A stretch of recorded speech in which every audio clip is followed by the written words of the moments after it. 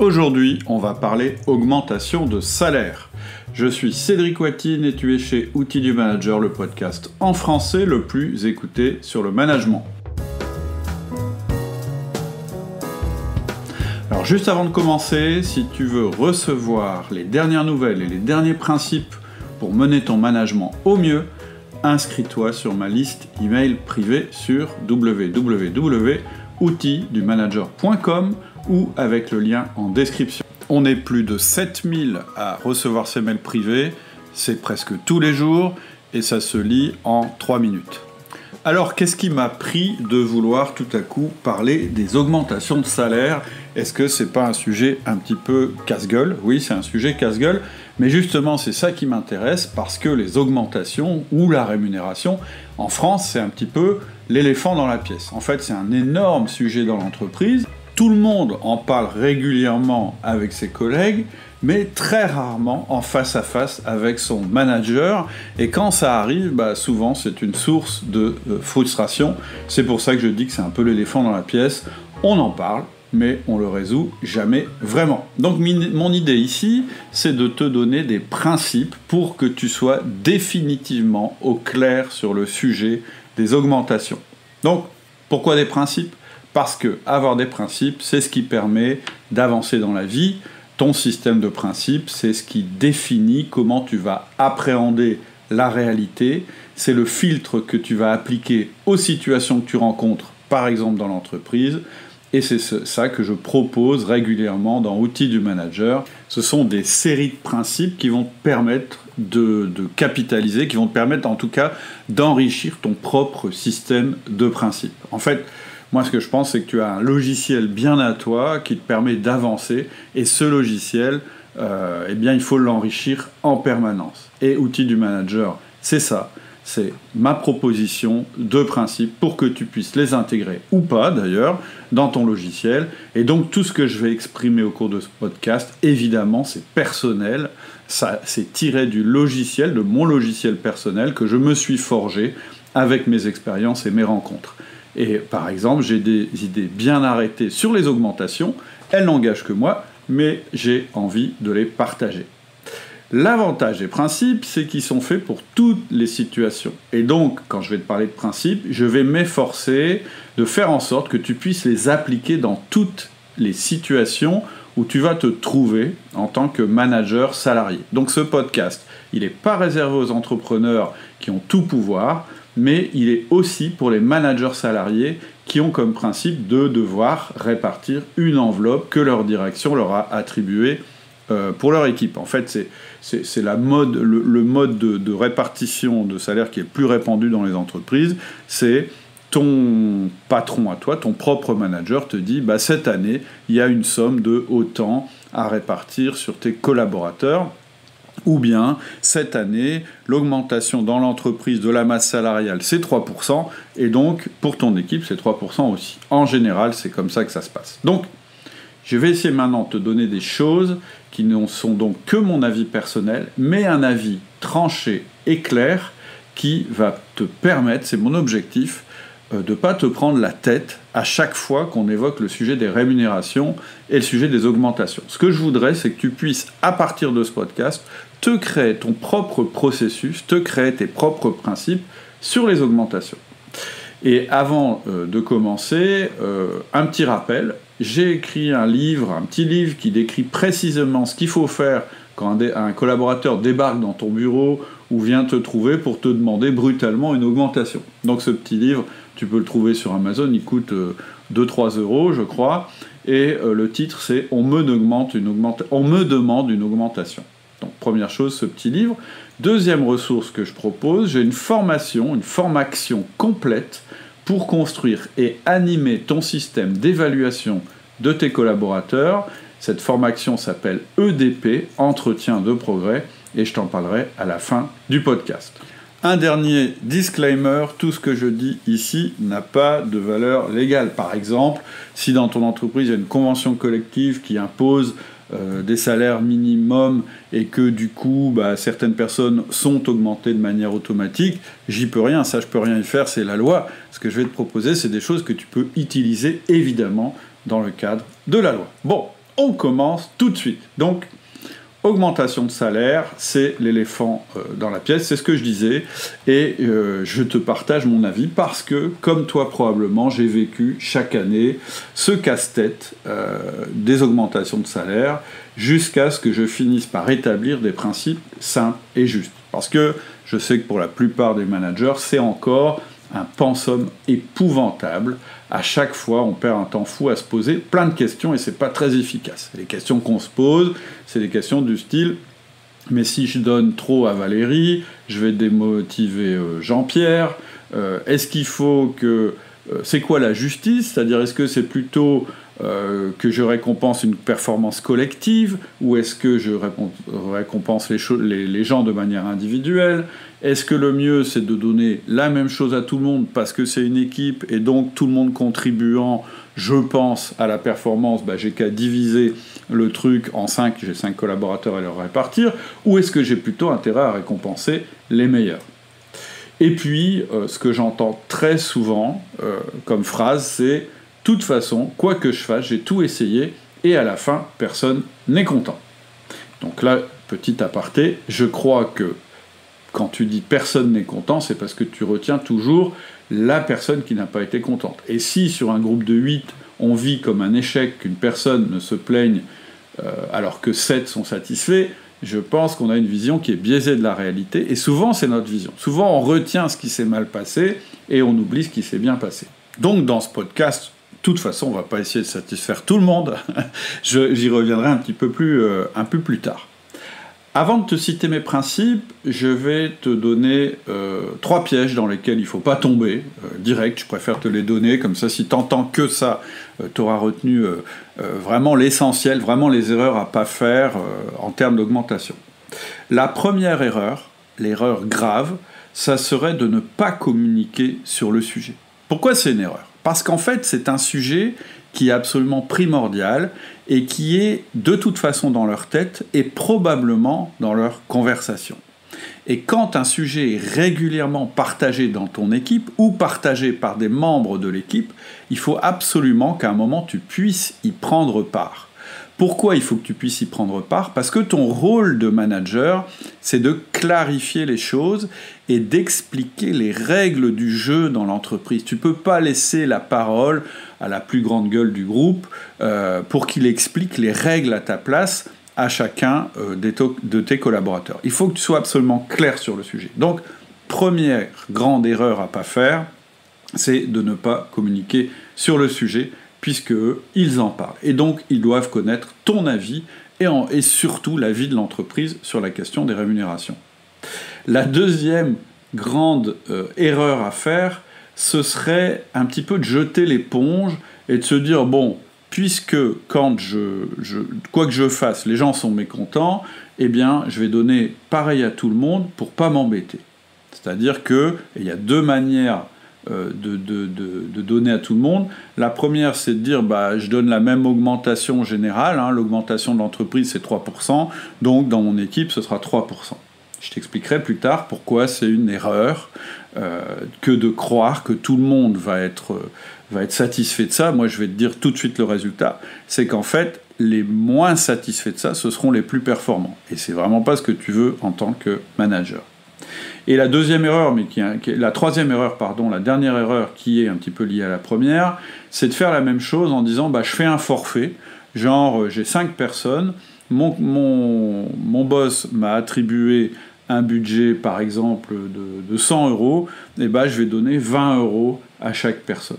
Pourquoi ? Parce que pour quelqu'un qui gagne, je dirais le SMIC, ce sera une augmentation acceptable, alors que pour quelqu'un qui gagne, par exemple, 5 fois le SMIC, ce sera comme si tu n'avais rien fait, voire ce sera perçu comme une insulte. Donc, vraiment, 3 choses à ne pas faire. Première chose, c'est ne pas communiquer sur le sujet. Deuxième chose, jeter l'éponge en disant de toute façon, on s'en fout, quoi que je fasse, les gens ne seront pas contents. Et troisième chose à ne pas faire, c'est la répartition soi-disant équitable, en se disant que tout le monde aura la même chose. Ok, maintenant, ça c'était le négatif, je vais te donner mes principes. Pour moi, il y a 8 principes à appliquer quand on parle d'augmentation. Le premier principe, c'est on ne peut distribuer que ce qu'on crée. Le deuxième principe, c'est il y a un moment pour en parler. Le troisième principe, c'est l'argent ne motive pas. Le quatrième principe, c'est le but n'est pas de satisfaire tout le monde, au contraire. Le cinquième principe, c'est ce qui compte le plus pour ton collaborateur, c'est l'équité. Le sixième principe, c'est ce qui compte le plus pour l'entreprise, ce sont les 2 R du management. Le septième principe, c'est avoir un processus. Et là, je te détaillerai un processus qui est tiré du principe de l'enveloppe. Et le huitième principe, c'est clarté plutôt que transparence. Tout ce que je te dis ici, tu pourras le retrouver dans les mails privés, puisqu'à chaque fois, je te redétaillerai le plan du podcast. Donc, on commence tout de suite avec le premier principe qui est « on ne peut distribuer que ce que l'on crée ». C'est très important que cette chose-là soit bien claire, à la fois pour toi, mais surtout pour ton équipe. Ce principe, c'est la rémunération est une distribution de la valeur qui a été générée par l'entreprise. C'est-à-dire que si l'entreprise ne crée pas de valeur, elle n'en distribue pas. Alors peut-être que ça te paraît, dit comme ça, bête et évident. Et pourtant, je me suis souvent rendu compte que ça ne l'était pas pour tout le monde. Et ça l'est, je dirais, de moins en moins évident. Parce que dans notre nouveau monde, je ne sais pas si tu as remarqué, mais ce qui est vrai ne compte plus forcément. Ce qui compte de plus en plus, c'est ce qu'on croit, c'est ce qu'on ressent, c'est l'irrationnel de nos sentiments, c'est ce qu'on entend à droite et à gauche, c'est l'idée de ce qui est juste ou pas juste selon notre système de valeurs. Et d'ailleurs, ce qui est juste et pas juste, on y reviendra quand on parlera du principe d'équité. Mais en tout cas, je ne sais pas si tu as remarqué, mais on entend de plus en plus de phrases comme « il y en a qui s'en mettent plein les poches » ou bien « moi j'ai besoin d'augmentation, sinon ça veut dire qu'on ne me reconnaît pas » ou bien le principe c'est que tout le monde est la même chose, etc., etc., etc. Et en réalité, si toi, il y a un principe absolu, s'il n'y a qu'un seul principe que tu dois absolument transmettre à ton équipe, c'est celui-là. Pas de distribution, si pas de valeur créée. Donc, la première vérité que tu dois communiquer, c'est celle-là. Et si toi, tu ne le dis pas, personne ne le fera à ta place, et tu laisseras les petites phrases que je t'ai dites tout à l'heure prendre leur place dans ton équipe, et ça va être très très compliqué de discuter de manière rationnelle. Et d'ailleurs, ça marche dans cet ordre-là. 1. On crée de la valeur pour l'entreprise. 2. Cette augmentation de valeur qui aura été réelle pour l'entreprise pourra alors se distribuer. Et d'ailleurs, ça te permet de décliner ce principe, mais on sort un peu du sujet, mais je vais le dire quand même, qu'une création de valeur temporaire, ça peut donner lieu à une prime, puisqu'une prime, c'est temporaire, ça ne se reproduit pas chaque année, alors qu'une création de valeur plus long terme, elle aura plutôt tendance à générer une augmentation de salaire. Mais là, on détaille trop, je voudrais qu'on reste au niveau des principes. Le principe est de dire que si l'équipe ou l'entreprise n'a pas créé de valeur, il ne peut pas y avoir de distribution, c'est le principe maître de tous les autres. Et je sais que ça vient probablement aussi à l'encontre du principe de l'augmentation automatique qui a lieu dans certains organismes, d'ailleurs souvent peut-être pas des organismes privés, et si tu doutes que ce principe soit bon, regarde l'état des finances de ces mêmes organismes qui ont ce principe gravé dans le marbre, qui est que quoi qu'il arrive, quoi qu'il se passe, de toute façon, il y a une augmentation générale qui sera distribuée. Eh bien, l'entreprise qui partirait sur ce principe-là, elle est mal barrée parce que quelquefois, malheureusement, il y a des années où on ne crée pas de valeur. Et donc, aller à l'encontre de ce premier principe mettrait ton organisation en danger, et comme tu es manager, tu représentes ton organisation, et donc ton rôle ne peut pas être de mettre ton organisation en danger. Voilà, donc premier principe à ancrer, c'est celui-là, on ne peut distribuer de la valeur que quand on en a créé. Deuxième principe, il y a un moment pour en parler. Alors pourquoi j'ai mis ce principe-là en deuxième? C'est parce que je compte plus les managers qui n'en peuvent plus de ces collaborateurs qui évoquent en permanence les rémunérations et demandent en permanence que ça change. Mais en fait, les managers qui se plaignent de ça, du fait qu'en permanence on leur demande des augmentations, ils ne se rendent pas compte que c'est de leur faute.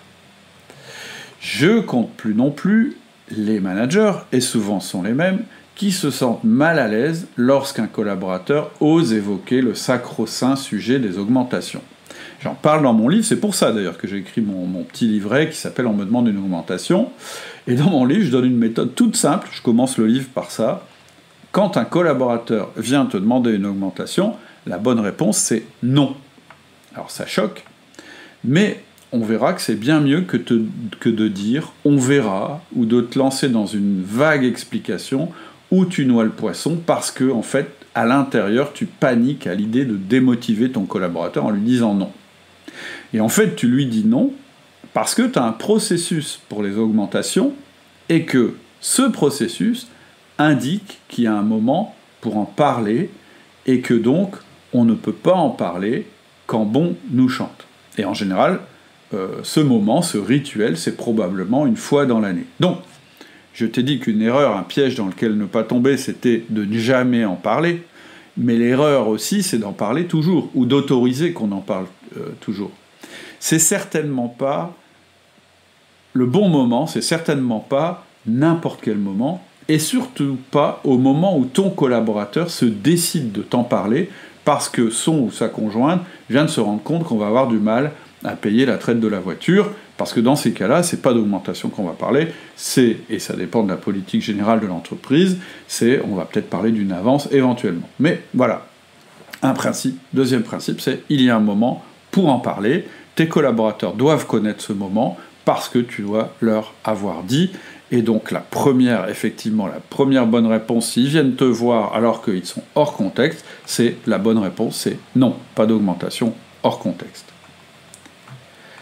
Troisième principe, l'argent ne motive pas. Alors, là je sais que je vais en choquer, mais c'est 1000 fois prouvé par des études, par exemple dans le dernier livre d'Olivier Sibony, mais aussi dans le livre de Daniel Pink, il y a beaucoup d'études qui sont citées.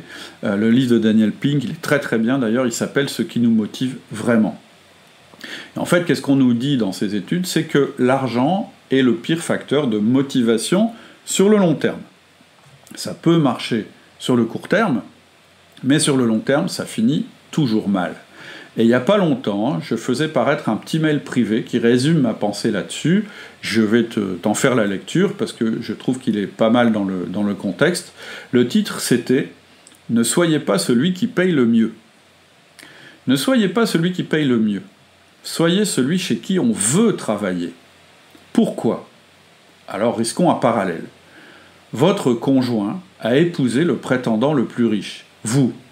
Comment savez-vous qu'il ou elle vous aime vraiment? Comment savez-vous si il ou elle est avec vous pour l'argent? Comment savez-vous si il ou elle ne vous quittera pas pour l'argent?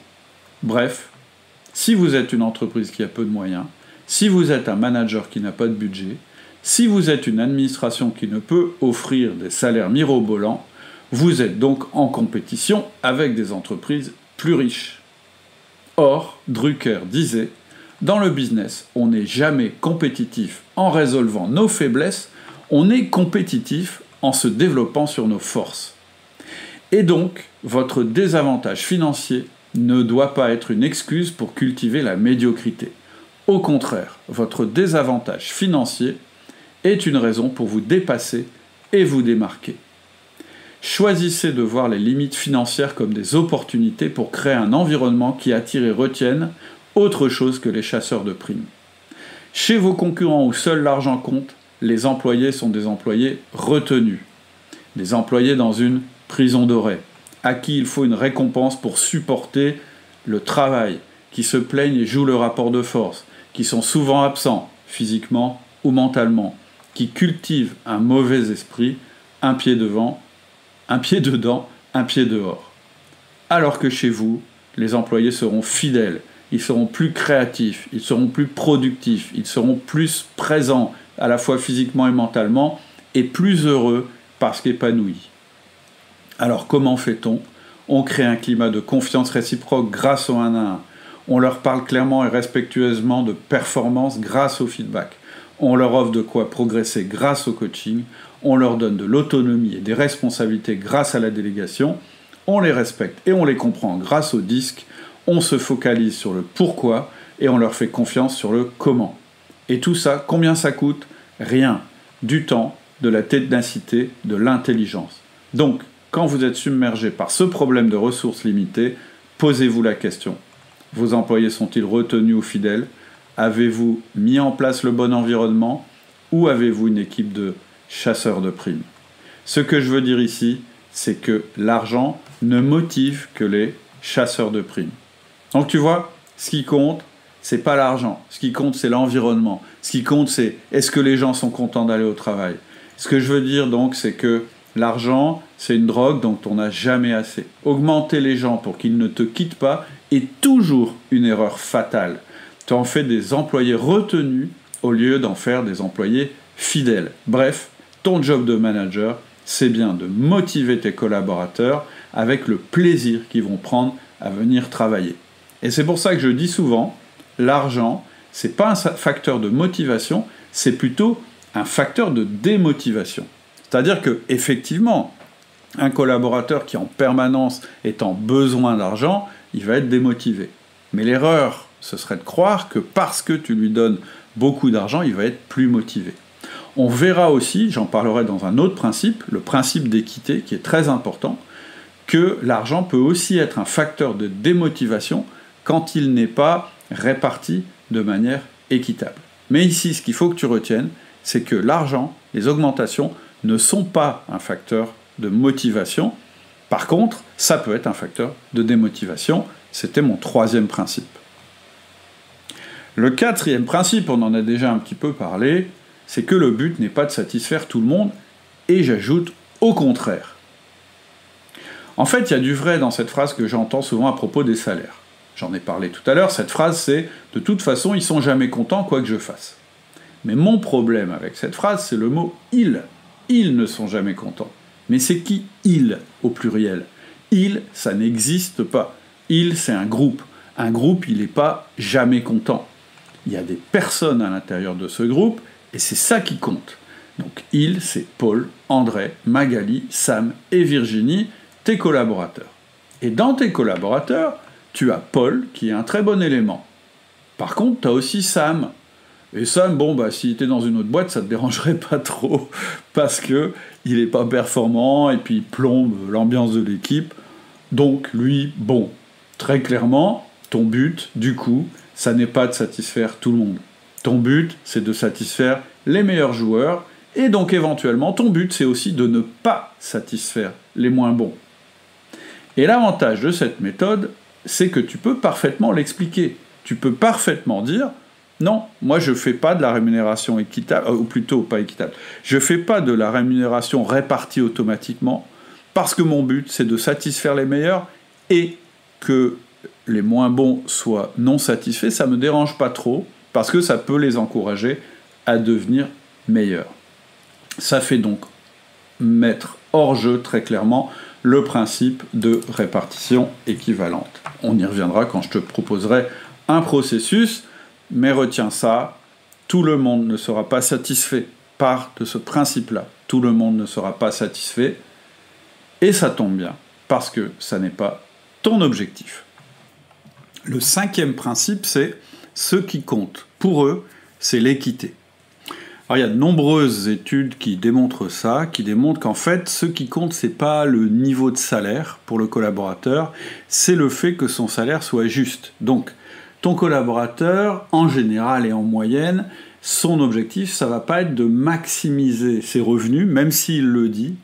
Ce qui va compter, c'est qu'il ait l'impression d'avoir le juste revenu, ce qui n'est pas la même chose. C'est-à-dire que même un collaborateur qui serait trop payé par rapport à la valeur qu'il s'estime dans l'entreprise, ça pourrait même le démotiver. Donc ce qui compte, c'est que le salaire soit juste. Qu'est-ce que ça veut dire, un salaire juste ? En fait, ça veut dire qu'il doit être juste par rapport à 3 choses. Il doit être juste par rapport au niveau de marché, il doit être juste par rapport au travail fourni ou à la perception du travail fourni, et il doit être juste par rapport au reste de l'équipe. Donc, juste par rapport au niveau de marché. Qu'est-ce que ça veut dire ? Ça veut dire que, déjà, il ne doit pas être dramatiquement différent, en plus ou en moins, par rapport à la moyenne du marché. Mais en réalité, quand on dit ça, on ne dit pas grand-chose, parce qu'en fait, aucun poste ne ressemble réellement à un autre. Si tu veux des détails là-dessus, je te conseille mon podcast « Mon collaborateur démissionne », où j'explique qu'en fait, quand un collaborateur vient te voir en disant « j'ai trouvé un poste qui est meilleur », il faut discuter avec lui parce qu'en général, c'est un poste où il est mieux payé. Mais est-ce que le poste est meilleur ou moins bon ? Eh bien, on ne peut pas le savoir simplement avec un descriptif de poste. Donc, puisqu'on en est au niveau des principes, sache simplement que ton collaborateur va comparer son salaire à d'autres, ce qu'il va appeler le marché, et en premier lieu, le marché, et donc ses copains en dehors de la boîte. C'est-à-dire qu'il va avoir des discussions à l'apéro sur les salaires, il va essayer d'obtenir des informations de la part de ses copains, on est tous pareils, et ce qui est très important à retenir ici, c'est que quand on compare, il faut tout prendre en compte. On oublie systématiquement le rythme de travail, la liberté qu'on a dans son travail, l'autonomie qu'on a, le plaisir qu'on prend à retrouver ses collaborateurs et son entreprise, et puis aussi des avantages plus concrets comme la voiture de fonction, qu'on peut choisir ou pas choisir, le bureau qu'on a, qui est agréable ou pas agréable, la possibilité de faire du télétravail. Donc en fait, je reviens à ce que je disais tout à l'heure, en réalité, rien n'est comparable, tous les postes sont différents, parce que tous les environnements de travail sont différents. Et donc ça veut dire que ton collaborateur, il va être extrêmement sensible à ce que tu fais pour son environnement de travail. Et quand je dis environnement de travail, c'est les relations avec les autres, les relations avec toi, etc., etc. Ensuite, ton collaborateur, ce qu'il veut, c'est que ce soit juste par rapport au travail fourni. On va appeler ça le critère de reconnaissance. Et là aussi, il y a deux biais. Le premier biais, c'est pas parce que tu fournis un travail important que tu as des résultats. On en parlera quand on parlera des 2R juste après.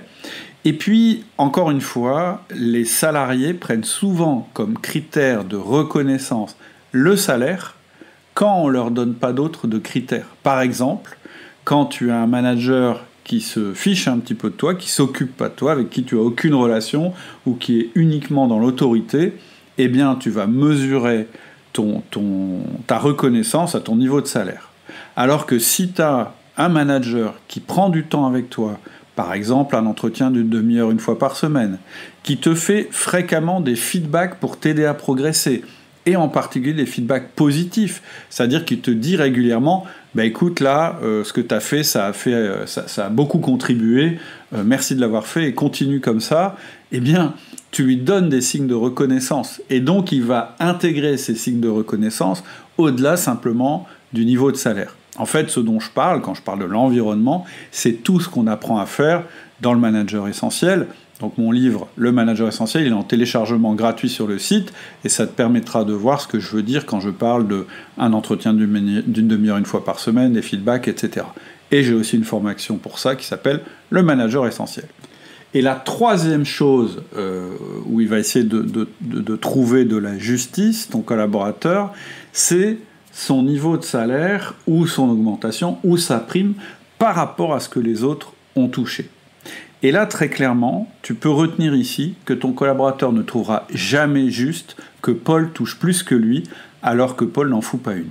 Et c'est pour ça que tout à l'heure, je disais que donner pareil à tout le monde, ça va être perçu comme juste seulement par ceux qui contribuent le moins, ce qui est quand même un comble, et comme une injustice pour ceux qui contribuent le plus.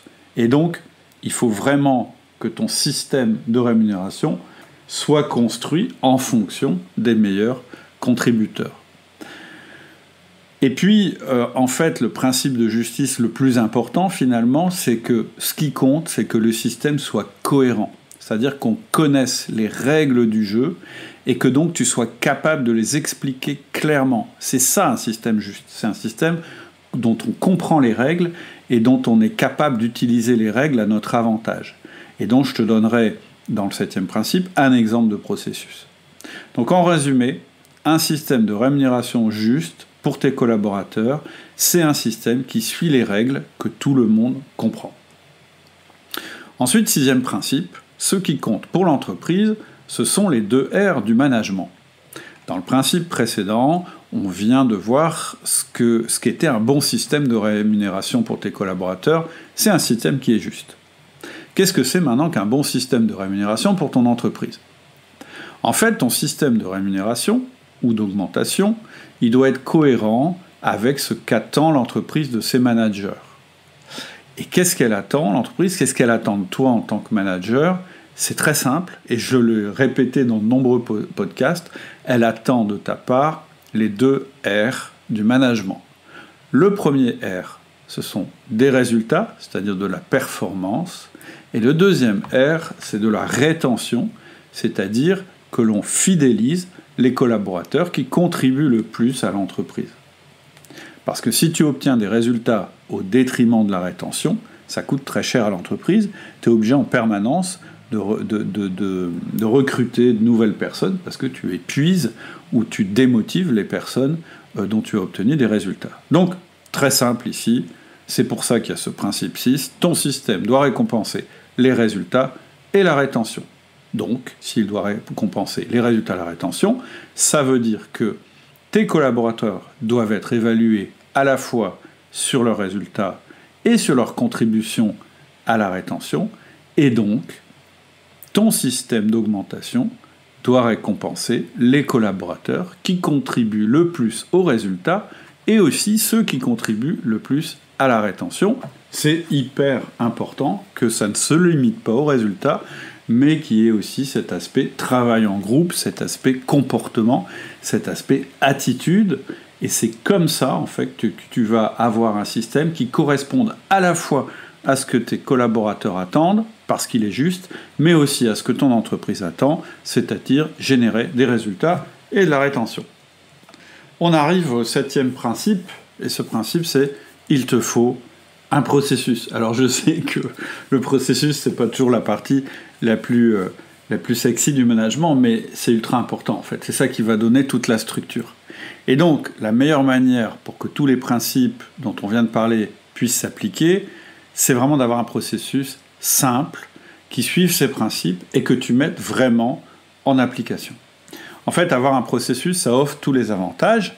Ça permet que ce processus d'augmentation fasse partie de ton système de management, mais qui ne réduise pas la motivation au salaire. En fait, ça permet que ce processus-là, des augmentations, il ne fasse que partie du système général de management, qui est l'environnement qui va motiver tes collaborateurs. Ça n'est qu'une partie d'un ensemble qui est cohérent.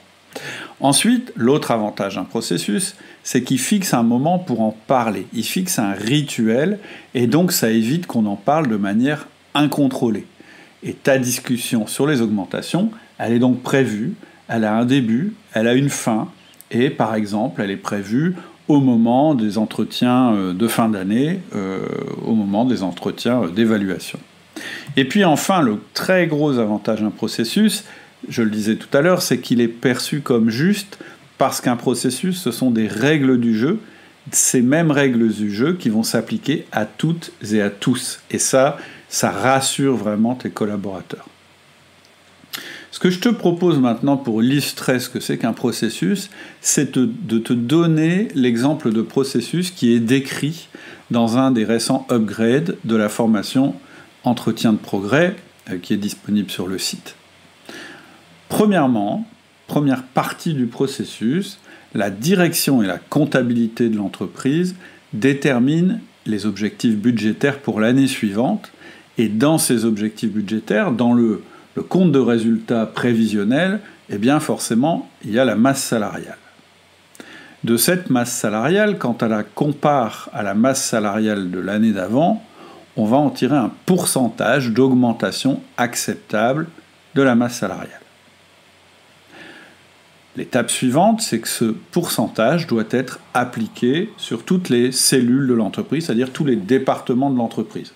Alors ici, ça pourrait être différemment selon les contributions, mais imaginons que dans cette société-là, on dit, bon, cette année, il va y avoir 3% d'augmentation générale, et donc ça veut dire une enveloppe qui représente 3% de la masse salariale pour chacun des services de l'entreprise. Ça permet à la direction de s'assurer que l'augmentation générale sera bien de 3%. Donc, toi, manager, qu'est-ce qui t'arrive ? On te dit, voilà, ton service, tes collaborateurs, les 8 personnes, ou les 7 personnes, ou les 5 personnes qui composent ton service, elles ont droit à 3% d'augmentation. Et à toi de répartir cette augmentation de la manière la plus juste possible. Tu as donc cette enveloppe à répartir. Ce que tu vas faire ensuite, c'est que tu vas évaluer chaque personne, chacune des personnes. Et chacune des personnes, tu vas les évaluer selon les 2 critères qui sont 1. Première du management, les performances. 2. Deuxième R du management, ou plutôt ce qui contribue au deuxième R du management, qui est la rétention, le comportement. Donc, moi je te conseille, quand tu évalues quelqu'un, d'évaluer d'un côté ses performances et d'autre côté son comportement. Les performances, ça peut être un mix de performances individuelles et de performances collectives. Moi je conseille un mix des deux. Par exemple, si tu es dans un service commercial, il y a un premier critère de performance qui est le chiffre d'affaires du secteur dont la personne est responsable et la marge générale de tous les secteurs. Tu vois, ça pourrait être ça. Et évidemment, ces performances que tu mesures sont toujours en ligne avec les objectifs qui avaient été attribués à ton département. Ensuite, pour chaque personne, tu vas évaluer son comportement.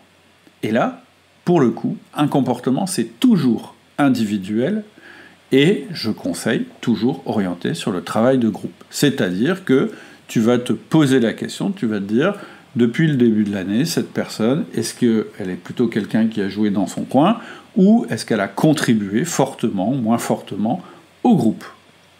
Donc tu vas avoir à la fin un score sur les performances de la personne et un score sur son comportement.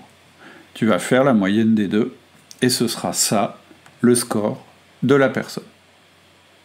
Ensuite, tu vas utiliser ce que j'appelle mon tableur magique, parce que à force de faire des répartitions d'augmentation, j'ai fini par créer un outil.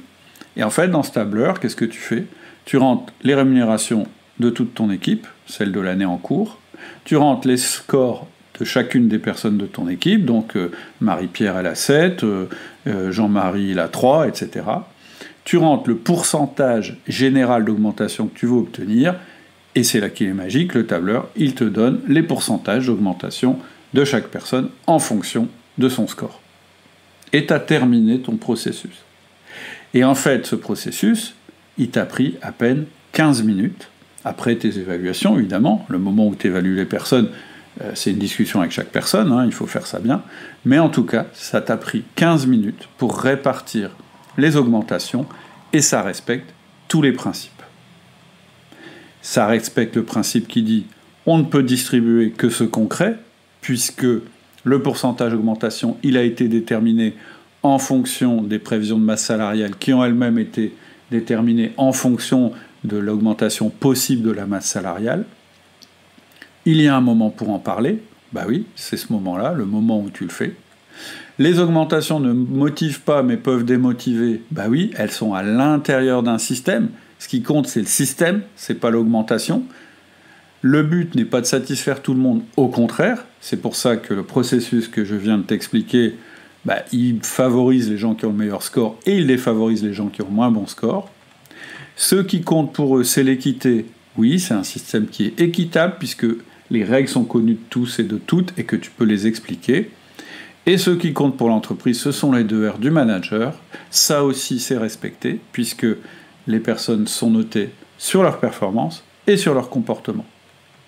Donc là, on est en présence, c'est un exemple. Tu peux avoir ton propre processus, mais en tout cas, une fois que tu as ton processus, ce que je te conseille, c'est de passer au crible de tous les principes que je viens de t'évoquer et de voir s'il répond à chacun des principes. S'il répond à chacun des principes, en général, c'est un bon système.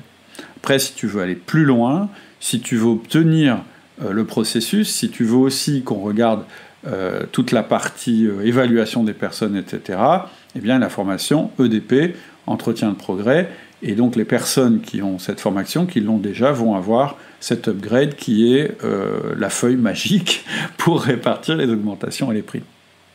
Alors maintenant, une question qu'il faut quand même se poser, c'est est-ce qu'il y a des exceptions dans le processus? C'est-à-dire qu'une fois que tu as un processus, est-ce que tu es obligé de le respecter à 100%, 100% du temps, etc.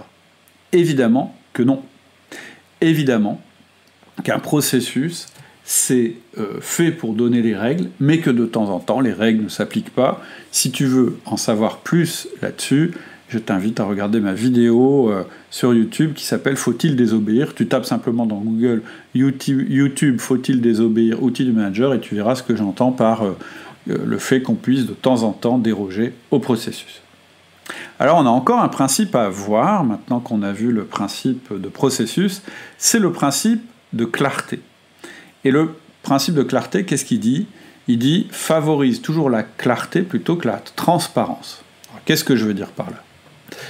En fait, il y a un mouvement actuellement sur l'entreprise libérée, enfin c'est pas actuellement, ça fait un moment que ça existe, qui est la transparence totale sur les salaires. C'est un des piliers de l'entreprise libérée.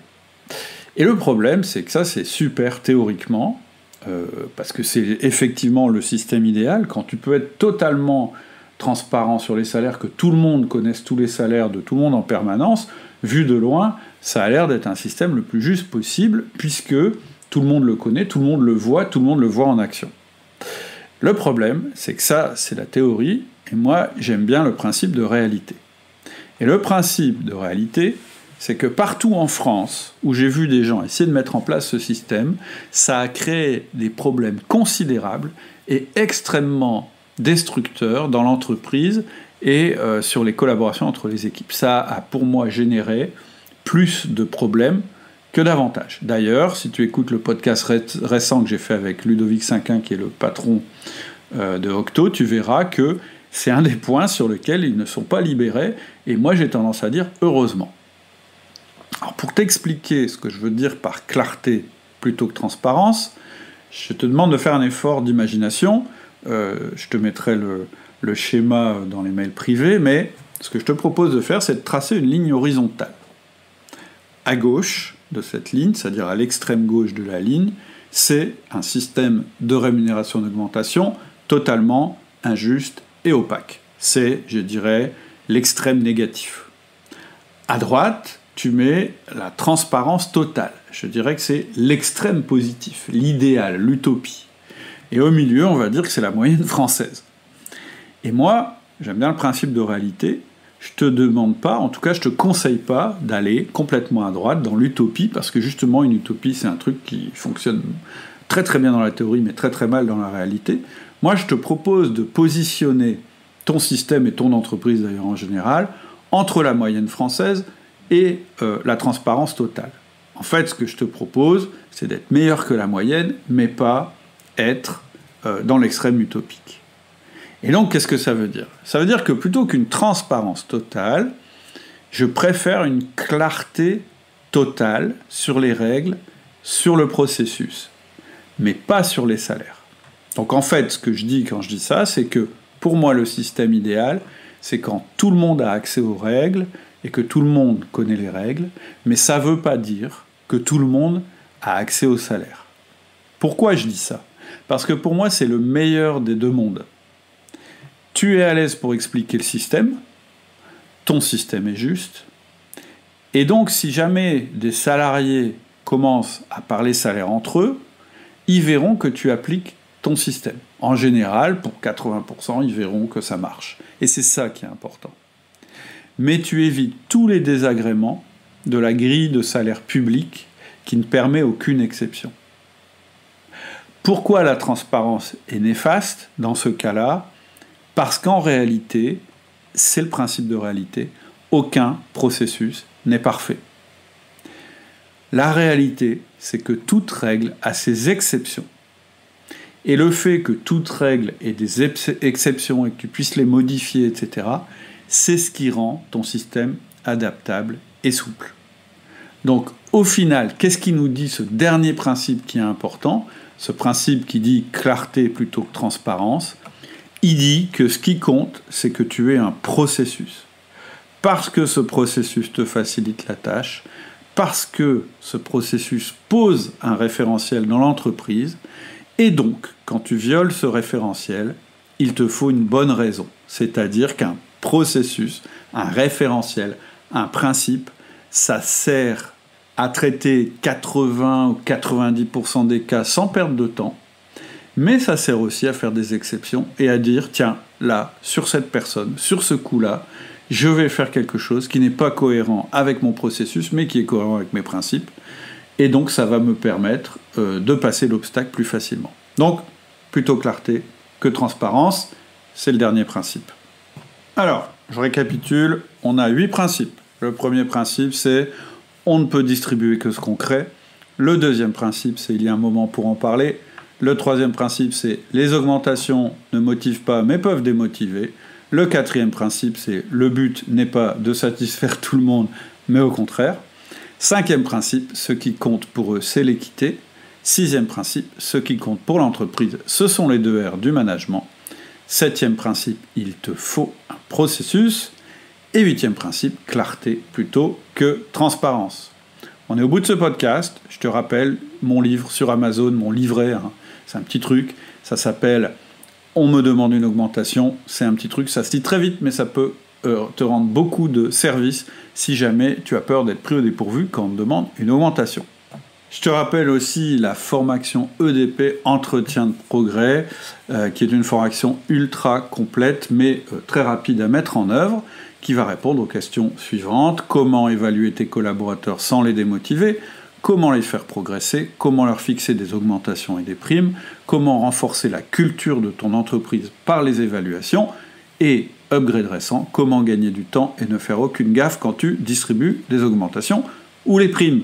Tu trouves tout ça de manière très compacte, très rapide à mettre en œuvre, pas à pas, sur le site outildumanager.com. C'est la formation EDP. J'espère que ce podcast t'a plu. Si tu veux en discuter avec moi, n'hésite pas à te rendre sur le forum. Tu vas sur le site outildumanager.com, tu cliques forum et je serai à ta disposition pour répondre à tes questions. Je te souhaite une excellente semaine et je te dis à bientôt dans les mails privés. Voilà, c'est tout pour aujourd'hui. J'espère que la conversation t'a plu, qu'elle t'a donné toi aussi envie d'avancer en tant que manager. Si tu veux rejoindre la communauté, il y a vraiment 2 choses à faire. La première chose, c'est de t'inscrire à mes mails privés. Pour ça, il faut aller sur le site www.outildumanager. Et la deuxième chose, c'est de rejoindre le forum. C'est gratuit, ça te permettra de te présenter et puis de poser toutes les questions que tu as toujours eu envie de poser sur le management sans jamais oser les poser. Et pour ça, il faut aller aussi sur le site Outils du Manager, www.outildumanager.com. À bientôt, au revoir.